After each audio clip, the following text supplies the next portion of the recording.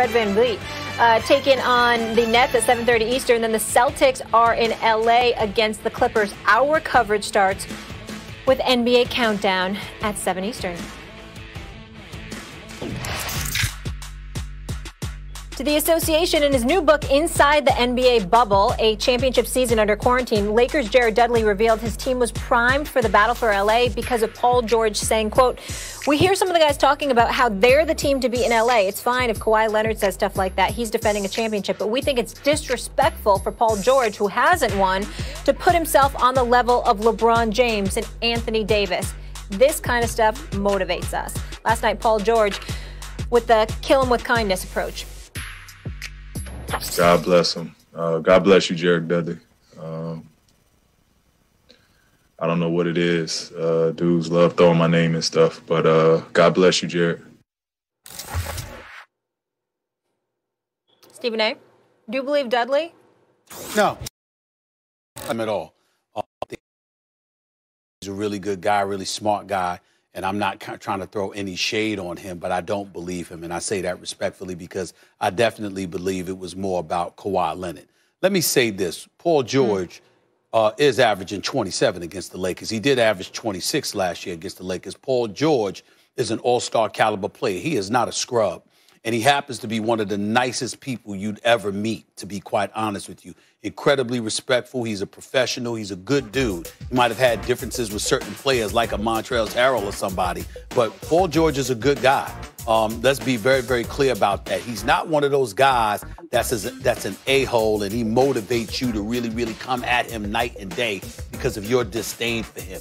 You run across the NBA, you don't find guys that feel that way about Paul George. Now, they might feel something along the lines like Kawhi's a champion and you're not. But it's not like they look at Paul George like he's some scrub and you know what, let's go and give it to him because it ain't gonna be that easy. The brother can play. But the reason I bring up Kawhi is because once again, we've got yet another person that's trying to downplay or shove aside the significance of what Kawhi Leonard did coming to Los Angeles. And I'm sick and tired of it.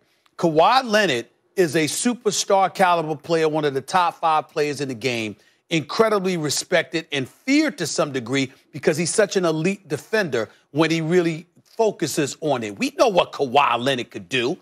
Let's focus on what he did. He won the championship in Toronto, signed on with New Balance, even before that actually, come to L.A., got the commercial for New Balance, driving a convertible down the highway in L.A., and the king's crown dangling from his mirror and all of this other stuff. He was coming for LeBron because LeBron wasn't a champion. He was. And he was like, I'm the reigning defending champion now, and I'm coming to your town. And by the way, I'm not coming to you. I'm coming to come at you, as Max Kellerman has so astutely highlighted in the past. That's what Kawhi Leonard was doing. And if you LeBron James, you knew everybody and their mama was waiting for that confrontation. Yes, Lakers, Clippers. Yes, Paul George with Kawhi against Anthony Davis and LeBron. But they were waiting for LeBron versus Kawhi. And anybody who tries to deny that, I ain't even trying to listen to them. I'm not even trying to listen to them because everybody was waiting for that confrontation. And that's why we still ticked off that the Clippers didn't come through. You are so passionate. You talk about this with such fervor about Kawhi. It's such a pet issue of yours that it is clouding your judgment here. If you want to make this about Kawhi, go ahead. He did everything you said he did. He went to go at LeBron, and he failed to even get to that game, even to the Western Conference Finals. And he failed because he choked in Game 7 and choked in the second half and choked in the fourth quarter. And you know I thought he was going to win the whole thing. But up until then, Kawhi was magnificent in the playoffs, as he had been the year before.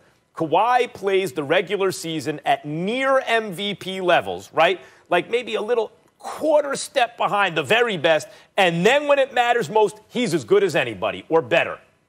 Paul George is not an MVP caliber player, and we all know it. He's not quite at that level. He's not a 5-star, he's a 4.5-star player.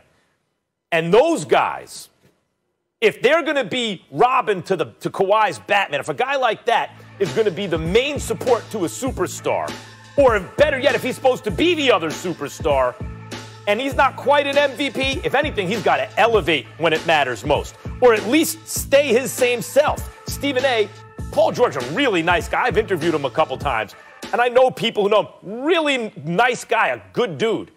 But we keep hearing the same thing. Was it resentment toward Kawhi for the special treatment?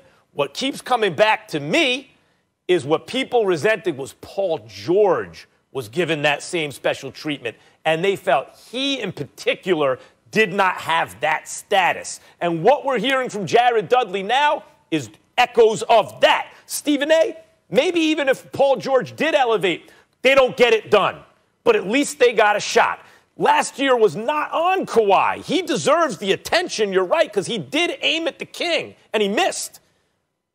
But Paul George didn't hold his end of the bargain. Kawhi, throughout the playoffs, was great. Paul George wasn't, and people noticed it. Paul George wasn't showing up in the playoffs in the first round. By the second round against Denver, he had some pretty damn good games himself. That's number one. Number two, It wasn't on him to show up as much as it was on Kawhi. That's number two. Number three, again, when I bring up Kawhi Leonard, let me put it to you this way in a better context that I've never put it in before, Max Kellerman. If the Lakers get bounced out by Portland, if they get bounced out by whomever, and there's someone else waiting for the Clippers, if the Clippers were to advance to the conference finals, would we have cared as much? Hell no. It mattered because the Lakers and the Clippers appeared to be on a collision course, and the Clippers wet the bed and didn't hold up their end of the bargain. And with that being Kawhi Leonard at the forefront of that, I don't want to hear anything about Paul George. Looking at Kawhi. All right, let's leave it there. Guys, I mentioned this earlier in the week. Adam Schefter said on Get Up that 18 NFL teams are considering a change at quarterback position. Adam Schefter also saying that Carson Wentz will be one of them. When we come back, we'll discuss it. Will he be traded this offseason? Find out why no teams should be interested in the Eagles quarterback. Final 30 minutes, commercial free. You know what?